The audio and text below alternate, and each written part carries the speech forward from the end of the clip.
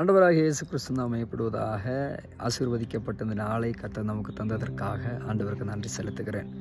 இந்த வருடத்தினுடைய இந்த கடைசி ஞாயிற்றுக்கிழமை காணும்படியாக கர்த்தர் நம் ஒவ்வொருவருக்கும் குடும்பமாக, சபையாக அவர் கிருபை பாராட்டி இருக்கிறார். அதற்கு நாம் எவ்வளவு நன்றி சொன்னாலும் அவருக்கு ஈடாகாது.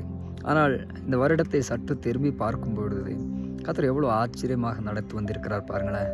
இந்த வருடத்தினுடைய ஆரம்ப நாட்களை கண்ட பலர் இந்த இறுதி நாட்களை காண முடியாமல் உலகத்திலிருந்து மாற்றப்பட்டு போனார்கள். இந்த வருடத்தில் பலவான்களாக இருந்த பலருடைய பலன்கள் இழந்து வியாதி படுக்கையில் இருக்கிறாங்க. சந்தோஷத்தோடு இருந்த குடும்பங்கள் பலருடைய சந்தோஷத்தை இழந்து துக்கத்தில் இருக்கிறாங்க.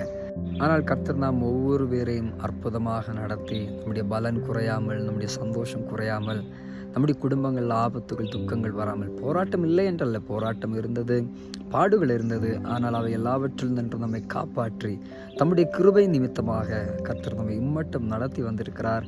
அந்த தெய்வத்திற்கு முழு மனதோடு நாம் நன்றி செலுத்துவோம்.